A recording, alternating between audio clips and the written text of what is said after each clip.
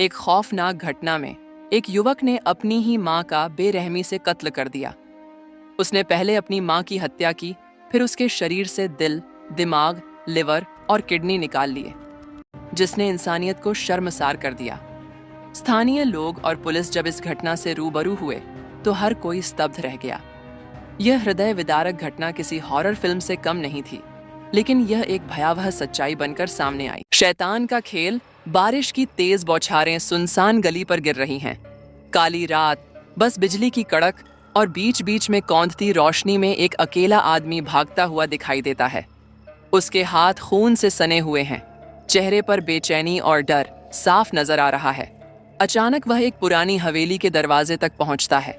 दरवाजे के पीछे की ओर झांकता है, जैसे किसी से बचने की कोशिश कर रहा हो। हवेली के दरवाजे पर एक अजीब रहस्यमयी आवाज सुनाई देती है। गांव का मुख्य बाजार, दिन का समय। नीरज, एक साधारण सा युवक, अपनी मां के साथ घर के कामों में व्यस्त है। उनकी मां सावित्री देवी एक जानी मानी हकीम हैं, जिनके इलाज से कई लोगों को जीवन दान मिला है। नीरज उन्हें अपनी आदर्श मानता है, लेकिन पिछले कुछ दिनों से उसके व्यवहार में कुछ असामान्य बदलाव आने लगे हैं। वह चुपचाप रहने लगा है और उसकी आंखों में एक अजीब सा डर हमेशा बना रहता है। सावित्री देवी चिंतित होकर, नीरज, तुझे कुछ दिनों से बहुत परेशान देख रही हूँ। क्या बात है बेटा, सब ठीक तो है? नीरज कंपाते हुए, माँ, मुझे अजीब अजीब सपने आ रहे हैं।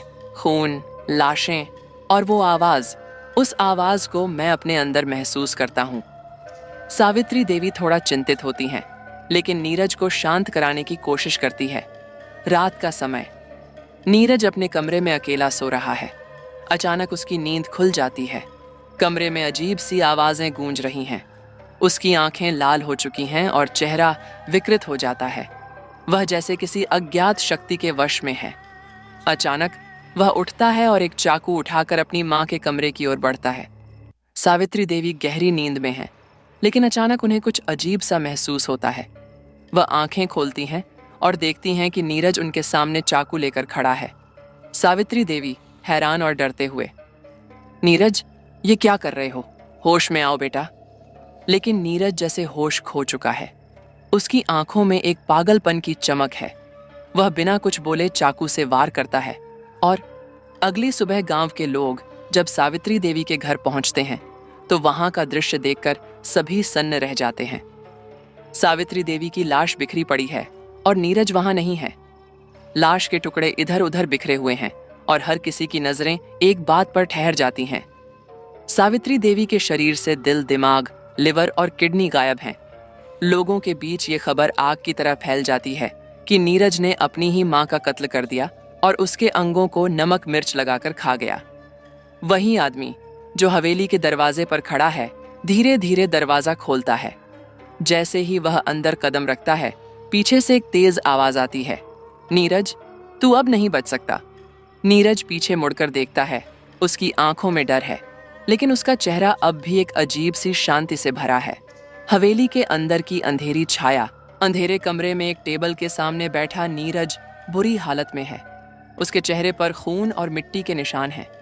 उसके हाथ कांप रहे हैं और वह बार बार अपनी आंखें बंद कर रहा है, जैसे कुछ याद करने की कोशिश कर रहा हो। सामने बैठे एक पुलिस इंस्पेक्टर राघव की तीखी नजरें नीरज पर गड़ी हैं। टेबल पर नीरज की मां की तस्वीर रखी हुई है और चारों तरफ एक भारी घुटन भरा सन्नाटा है। इंस्पेक्टर राघव सख्त लहजे में, सच बोल नीरज, तूने अपनी मां का कत्ल किया और फिर उनके अंगों को खा गया? क्यों किया तूने ये सब? नीरज आंखें बंद करके टूटे हुए स्वर में, मुझे नहीं पता, मुझे कुछ याद नहीं। बस वो आवाज़, हर रात वो आवाज़ मुझे बुलाती है, जैसे मेरे अंदर कोई दूसरा नीरज हो जो मुझसे ये सब करवाता है। मैं चाहता नहीं था, लेकिन मेरे हाथ रुक नहीं पाए। इंस्पेक्टर राघव सख्ती से, आवाज़ें, ये तेरा पागलपन है या तू सच में कुछ छिपा रहा है?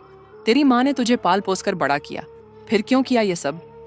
नीरज गहरी सांस लेते हुए, आप यकीन नहीं करेंगे, लेकिन उस रात कुछ हुआ था। उस हवेली में, वहाँ कुछ ऐसा था जो मुझे अपनी तरफ खींच रहा था। ये वही रात है जब सब कुछ बदला था। नीरज अपने दोस्त रोहित के साथ गांव से दूर जंगल के बीच उस पुरानी हवेली में जाता है। हवेली पर कई सालों से ताला पड़ा था और उसे भूतिया माना जाता था, लेकिन नीरज और रोहित ने इस सब को मजाक समझा था। रोहित मजाक उड़ाते हुए, यहाँ तो कुछ भी नहीं है, लोग ऐसे ही हवेली को भूतिया कहते हैं, डरपोक हैं सब। नीरज हंसते हुए, चल अंदर चलते हैं, देखते हैं कि आखिर यहाँ क्या रहस्य छुपा है। दोनों अंदर कदम रखते हैं, लेकिन जैसे ही वे हवेली के भीतर आते हैं, अचानक वातावरण बदल जाता है। ठंडक बढ़ जाती है और हवेली की दीवारों से एक अजीब सी सिहरन भरी आवाजें आने लगती हैं। दोनों के चेहरे पर डर साफ झलकने लगता है। नीरज धड़कन तेज होते हुए, रोहित मुझे कुछ ठीक नहीं लग रहा, चल वापस चलते हैं। लेकिन तभी हवेली के एक कोने से तेज चीखने की आवाज आती है। दोनों दहशत में आ जाते हैं और हवेली के अंदर की ओर दौड़ पड़ते हैं। अचानक एक दरवाजा अपने आप खुल जाता है और वहां से ठंडी हवा का झोंका आता है। नीरज आंखें खोलकर डरते हुए, वो दरवाजा जैसे ही खुला, मैंने खुद को किसी और दुनिया में पाया। वहां कुछ था, इंस्पेक्टर, वहां कोई शक्ति थी जिसने मुझ पर कब्जा कर लिया। और फिर मुझे कुछ याद नहीं। जब मैं होश में आया, मेरी माँ मरी पड़ी थी। इंस्पेक्टर राघव चौंक कर, तू कहना क्या चाहता है नीरज? तेरा मतलब है कि तुझसे ये सब किसी और ने करवाया? नीरज डर और उलझन से, वो आवाज वो हवेली में थी और अब वो मेरे साथ है। हर पल मुझे लगता है कि वो मुझे बुला रही है, मुझे खत्म करने के लिए। इस बीच इंस्पेक्टर राघव के साथी पुलिस स्टेशन में नीरज के घर और उसके बैकग्राउंड की जांच करते हैं। तभी एक चौंकाने वाली बात सामने आती है। नीरज की माँ सावित्री देवी उस हवेली के मालिकों में से थीं। पुरानी फाइलों में पता चलता है कि उस हवेली से जुड़ी कई रहस्यमयी मौतें हुई थीं और उसमें रहने वाला हर इंसान अचानक गायब हो गया था। इंस्पेक्टर के साथी हैरानी से, साहब ये हवेली तो शापित मानी जाती है। नीरज की माँ भी शायद इसे लेकर कुछ जानती थी, लेकिन उन्होंने कभी किसी से कुछ कहा नहीं। इंस्पेक्टर राघव चौंक कर, तो क्या ये सब एक शैतानी शक्ति का खेल है या फिर कोई ऐसा राज जिसे जानने से बचा जा रहा था? राघव नीरज से और सवाल पूछने की तैयारी कर रहा होता है कि तभी कमरे में लाइट्स अचानक बुझ जाती हैं। पूरी बिल्डिंग में अजीब सी सिहरन दौड़ जाती है। नीरज अचानक चिल्लाने लगता है। उसकी आंखें फिर से लाल हो जाती हैं और उसके हाथ अजीब से हाव भाव करने लगते हैं। नीरज चीखते हुए, वो आ गई, वो मुझे लेने आई है। कमरे में चारों ओर अंधेरा छा जाता है और जब लाइट वापस आती है तो नीरज बेहोश होकर टेबल पर गिरा पड़ा होता है। उसकी नब्ज धीमी हो जाती है, जैसे उसकी जान किसी अज्ञात शक्ति ने ले ली हो।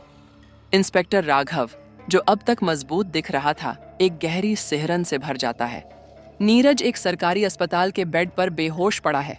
उसकी हालत गंभीर है। इंस्पेक्टर राघव और डॉ अंशु, जो मानसिक रोग विशेषज्ञ हैं, उसके बेड के पास खड़े हैं। डॉ अंशु नीरज की रिपोर्ट्स देख रही हैं, लेकिन उनमें कोई सामान्य मानसिक रोग या शारीरिक असामान्यता नहीं मिलती। राघव को यह बात खटक रही है, क्योंकि नीरज की हालत जितनी बिगड़ी है, उतनी बिना किसी गंभीर वजह के नहीं हो सकती। अंशु सोचते हुए, राघव, ये केस जितना साधारण दिख रहा है उतना है नहीं। नीरज के दिमाग में कुछ ऐसा है जो हमने अब तक समझा नहीं। इंस्पेक्टर राघव चिंतित स्वर में, मैंने बहुत से अपराध देखे हैं, लेकिन इस मामले में कुछ और है, एक अनदेखी ताकत जो हमें दिखाई नहीं दे रही। नीरज की माँ का कत्ल और अब उसकी ये हालत, दोनों जुड़े हुए हैं, पर कैसे? तभी अचानक नीरज के शरीर में झटके लगने शुरू हो जाते हैं। वह अजीब अजीब सी आवाजें निकालने लगता है, जैसे कोई और उससे बात कर रहा हो। डॉक्टर और नर्स उसकी हालत को संभालने की कोशिश करते हैं, लेकिन नीरज की आंखें एक बार फिर लाल हो जाती हैं। नीरज गहरे बदलते स्वर में, जैसे किसी और की आवाज में, तुम लोग मुझे रोक नहीं सकते, मैं आ चुका हूं, इस शरीर को मैं नहीं छोड़ूंगा। नीरज की यह स्थिति देखकर डॉक्टर और राघव चौंक जाते हैं। कमरे का तापमान अचानक से गिरने लगता है और चारों तरफ एक अजीब सी ठंडक फैल जाती है। राघव को यकीन हो जाता है कि नीरज के साथ कुछ अलौकिक हो रहा है।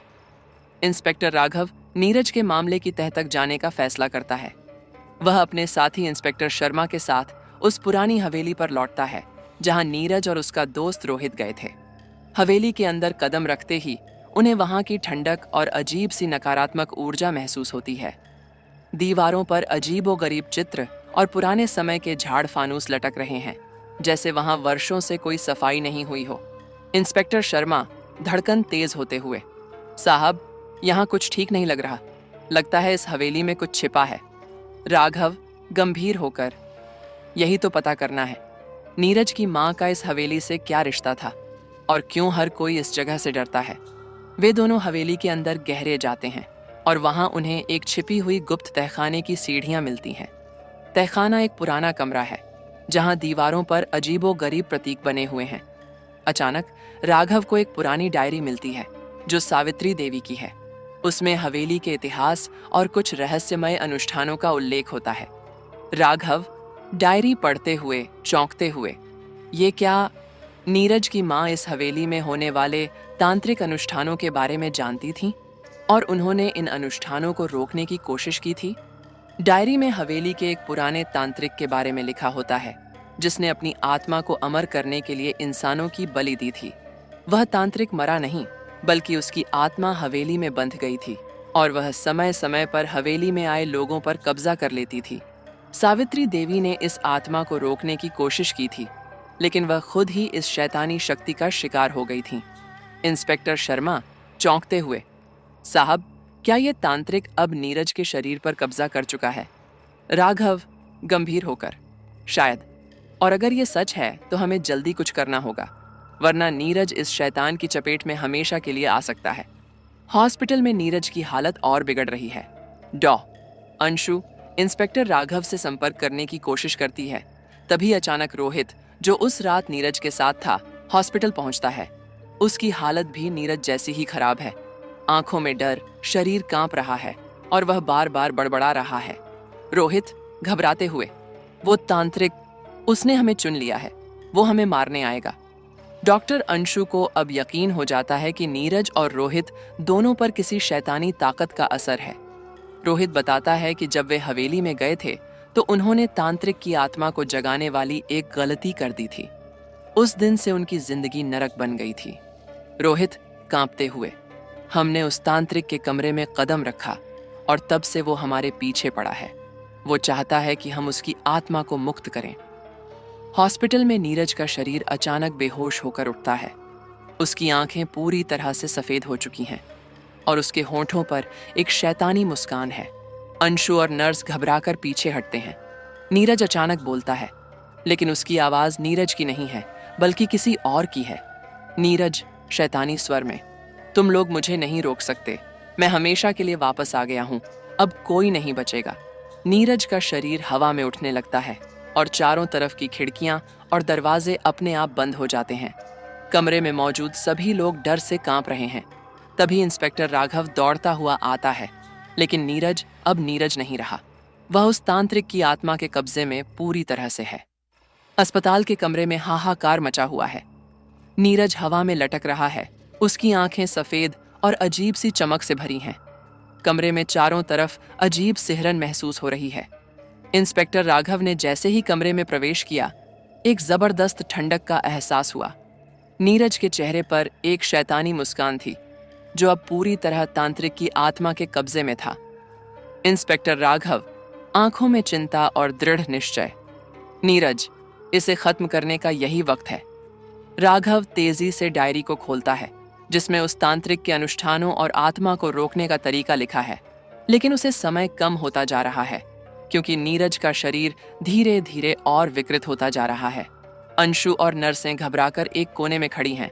तभी अचानक नीरज जोर से चीखता है और उसकी चीख से कमरे की खिड़कियां टूटने लगती हैं। नीरज, तांत्रिक की आवाज में गहरी और शैतानी हंसी के साथ, तुम मुझे नहीं रोक सकते इंस्पेक्टर। मैं अमर हूं। इस शरीर के साथ अब तुम सब मेरी ताकत का अंत देखोगे। राघव डायरी में तेजी से पन्ने पलटता है। अचानक उसे उस मंत्र का जिक्र मिलता है जो तांत्रिक की आत्मा को वापस उसकी शैतानी जंजीरों में बांध सकता है। लेकिन उसे ये अनुष्ठान करने के लिए रोहित और नीरज की मदद चाहिए। डायरी में तांत्रिक की कहानी विस्तार से लिखी होती है। सदियों पहले इस तांत्रिक ने काले जादू की मदद से अपनी आत्मा को अमर करने की कोशिश की थी, लेकिन अनुष्ठान अधूरा रह गया और उसकी आत्मा एक शापित बंधन में बंधी रह गई।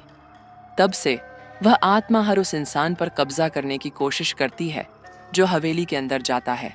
नीरज की माँ सावित्री देवी इस तांत्रिक के रहस्य को जान चुकी थीं, लेकिन उसे रोकने के प्रयास में उन्होंने अपनी जान गंवा दी। डायरी में लिखा होता है कि तांत्रिक की आत्मा को पूरी तरह खत्म करने के लिए एक विशेष तंत्र मंत्र और बलिदान की आवश्यकता है, लेकिन यह अनुष्ठान करने में जान का खतरा है। राघव डायरी को पढ़ते हुए गहरी सांस लेते हुए, अगर ये अनुष्ठान सही तरीके से नहीं किया गया तो नीरज हमेशा के लिए खो जाएगा। राघव ने अनुष्ठान शुरू करने का फैसला किया। वह रोहित को बुलाता है, जो अभी भी अस्पताल के बाहर कांपते हुए बैठा है। राघव उसे समझाता है कि अगर तांत्रिक की आत्मा को रोकना है तो उसे नीरज की मदद करनी होगी। रोहित, जो अभी भी दहशत में है, पहले मना करता है, लेकिन अंत में वह राघव की बात मान लेता है। दोनों मिलकर अनुष्ठान के लिए आवश्यक सामग्री इकट्ठी करते हैं। नीरज के बेड के पास एक घेरा खींचा जाता है, जिसके अंदर राघव मंत्र पढ़ने लगता है। चारों ओर अजीब आवाजें और हवाएं उठने लगती हैं, जैसे पूरा माहौल उस तांत्रिक की आत्मा से लड़ रहा हो। नीरज का शरीर हवा में उठता रहता है और उसकी चीखें और भी तेज हो जाती हैं। नीरज, तांत्रिक की आवाज में, तुम लोग मुझसे लड़ नहीं सकते, मैं इस शरीर का मालिक हूं। रोहित, डरते हुए पर मजबूत होकर, मैं तुम्हें छोड़ने वाला नहीं हूं नीरज, हम तुम्हें बचाएंगे। राघव मंत्रों का उच्चारण तेज कर देता है। अचानक नीरज का शरीर झटके से नीचे गिरता है, लेकिन उसकी आंखें अब भी सफेद हैं। तांत्रिक की आत्मा पूरी ताकत से लड़ने लगती है। अस्पताल की लाइट्स तेजी से जल बुझ रही हैं और पूरा कमरा जैसे किसी अदृश्य शक्ति से हिलने लगता है। तभी नीरज अचानक जोर से चीखता है और उसके शरीर से धुएं का एक काला साया निकलता है।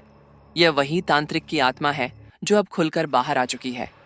उसकी डरावनी आकृति कमरे के बीच में बनती है और वह राघव और रोहित की ओर बढ़ती है। उसकी आंखें लाल और जलती हुई हैं और उसकी आवाज गूंजती है। तांत्रिक गुस्से में जोर से, तुमने मुझे बाहर निकाला, अब कोई मुझे नहीं रोक सकता। राघव डरते हुए पर डटे हुए, तुझे यहीं खत्म होना होगा। राघव आखिरी मंत्र पढ़ता है और तभी अचानक पूरे कमरे में एक तेज रोशनी फैल जाती है।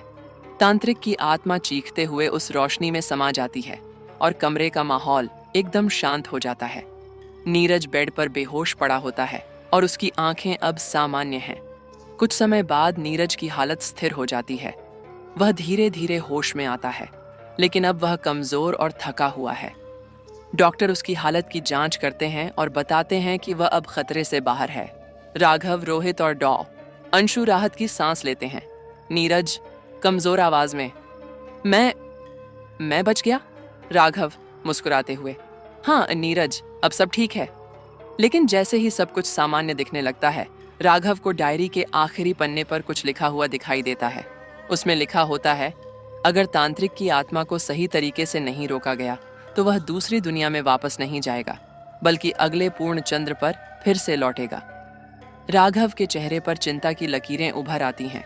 रात का समय है और आसमान में पूर्ण चंद्रमा चमक रहा है। नीरज अपने घर के अंदर सो रहा है, लेकिन उसके माथे पर पसीने की बूंदें हैं। वह सोते हुए बार बार बेचैन हो रहा है, जैसे कोई डरावना सपना देख रहा हो। उसकी नींद अचानक टूट जाती है और वह घबराकर बैठ जाता है। वह देखता है कि उसके कमरे की खिड़कियां जोर से बज रही हैं और बाहर अजीब सी हवाएं चल रही हैं। नीरज घबराते हुए बड़बड़ाते हुए, नहीं, वो वापस नहीं आ सकता, वो खत्म हो चुका है। लेकिन तभी एक अजीब सी आवाज उसके कानों में गूंजती है, एक डरावनी फुसफुसाहट, जैसे कोई उसे पुकार रहा हो। नीरज दरवाजे की तरफ देखता है जहां से वह आवाज आ रही है। दरवाजा धीरे धीरे अपने आप खुलने लगता है और बाहर से ठंडी हवाएं उसके कमरे में प्रवेश करने लगती हैं। नीरज डरते डरते दरवाजे की ओर बढ़ता है। तभी अचानक दरवाजा जोर से बंद हो जाता है। नीरज की सांसें तेज हो जाती हैं। उसे महसूस होता है कि कुछ गलत हो रहा है, कुछ ऐसा जिसे वह नजरअंदाज नहीं कर सकता। इस बीच इंस्पेक्टर राघव अपने ऑफिस में बैठा है और डायरी के आखिरी पन्ने को फिर से पढ़ रहा है। उसके चेहरे पर गहरी चिंता की लकीरें हैं। डायरी में लिखी चेतावनी उसे लगातार परेशान कर रही है। अगर तांत्रिक की आत्मा को पूरी तरह नहीं रोका गया तो वह अगले पूर्ण चंद्र पर वापस आएगी। राघव को अचानक याद आता है कि अनुष्ठान के दौरान तांत्रिक की आत्मा ने पूरी तरह खत्म होने से पहले चीखते हुए कुछ कहा था। वह वाक्य बार बार उसके दिमाग में गूंज रहा है। मैं अमर हूं, ये खेल अभी खत्म नहीं हुआ। राघव स्वयं से बात करते हुए, क्या हमसे कुछ छूट गया था? क्या तांत्रिक की आत्मा वाकई अब भी जिंदा है? तभी राघव के फोन पर एक कॉल आता है। कॉल नीरज की मां के पुराने पड़ोसी का होता है, जो उसे बताता है कि उस रात जब नीरज की मां का कत्ल हुआ था तो उन्होंने हवेली से कुछ अजीब हरकतें देखी थीं।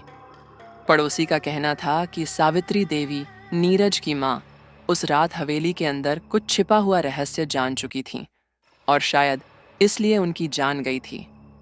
राघव को अब यकीन हो जाता है कि उन्हें हवेली में एक बार फिर जाना होगा, क्योंकि वहां अभी भी कुछ ऐसा है जो तांत्रिक की आत्मा को पूरी तरह खत्म करने के लिए जरूरी हो सकता है। राघव और रोहित हवेली की ओर वापस जाते हैं। इस बार हवेली का माहौल और भी डरावना लगता है। रात का समय है और हवेली के चारों ओर अजीब सी चुप्पी पसरी है। हवाओं की सरसराहट के बीच दोनों अंदर प्रवेश करते हैं, जहां हर कदम के साथ उनकी धड़कनें तेज हो रही हैं। हवेली के अंदर वही पुरानी जंजीरों और काले अनुष्ठानों की निशानियां हैं। वे नीचे तहखाने में जाते हैं, जहां उन्हें एक पुरानी मूर्ति मिलती है। ये वही मूर्ति है जिसका इस्तेमाल तांत्रिक ने अपनी आत्मा को अमर करने के लिए किया था। मूर्ति के नीचे एक जंजीर से बंधा हुआ एक ताबीज मिलता है। रोहित हैरान होकर, ये ताबीज, यही तो है जो तांत्रिक की आत्मा को पूरी तरह से रोक सकता है।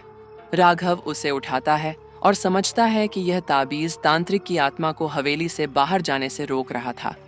लेकिन अगर तांत्रिक की आत्मा को पूरी तरह खत्म करना है तो इस ताबीज को तोड़ना होगा और इसके साथ एक अंतिम अनुष्ठान करना होगा। राघव निर्णय लेते हुए, ये ताबीज तांत्रिक की शक्ति का केंद्र है, इसे तोड़ना होगा, लेकिन ऐसा करने पर एक बार फिर आत्मा जागेगी। राघव और रोहित ने अनुष्ठान शुरू कर दिया है। हवेली के अंदर अजीब सी गूंजने वाली आवाजें सुनाई देने लगी हैं, जैसे आत्माएं जाग रही हों। दोनों के चारों ओर ठंडी हवाएं चलने लगती हैं और अंधेरा घना होता जाता है। राघव ताबीज को हाथ में पकड़कर मंत्रों का उच्चारण कर रहा है, जबकि रोहित उसकी मदद कर रहा है। दोनों के चेहरे पर डर और बेचैनी साफ दिखाई देती है। जैसे ही राघव अंतिम मंत्र बोलता है, ताबीज से तेज रोशनी निकलती है और चारों ओर फैल जाती है। अचानक हवेली के अंदर की सारी खिड़कियां और दरवाजे अपने आप जोर से बंद हो जाते हैं। पूरे माहौल में भयंकर उथल-पुथल मच जाती है। तभी तांत्रिक की आत्मा एक धुएं की काली आकृति के रूप में प्रकट होती है और वह गुस्से से चिल्लाने लगती है। तांत्रिक गहरी गूंजती हुई आवाज में, तुम लोग मुझे नहीं रोक सकते, मैं अमर हूं, ये खेल अभी खत्म नहीं हुआ। आत्मा अब राघव और रोहित की ओर तेजी से बढ़ती है। उसकी लाल जलती हुई आंखें और विकृत चेहरा भयानक दिख रहे हैं। राघव के सामने अब आखिरी मौका है ताबीज को पूरी तरह से नष्ट करने का। जैसे ही आत्मा उन पर हमला करने वाली होती है, राघव पूरी ताकत से ताबीज को तोड़ देता है। ताबीज टूटते ही आत्मा एक जोरदार चीख के साथ पूरी हवेली में फैल जाती है। हवेली के चारों ओर की दीवारें हिलने लगती हैं और फिर एक जोरदार धमाके के साथ सब कुछ शांत हो जाता है। हवेली में अब पूरी तरह से सन्नाटा है और तांत्रिक की आत्मा कहीं भी दिखाई नहीं देती। राघव और रोहित जमीन पर गिर पड़े हैं, लेकिन वे दोनों सुरक्षित हैं। तांत्रिक की आत्मा अब हवेली में कहीं नहीं है और ताबीज भी पूरी तरह टूट चुका है। रोहित राहत की सांस लेता है, जबकि राघव अब भी चिंता में डूबा हुआ है। रोहित थकी हुई आवाज में, क्या ये खत्म हो गया?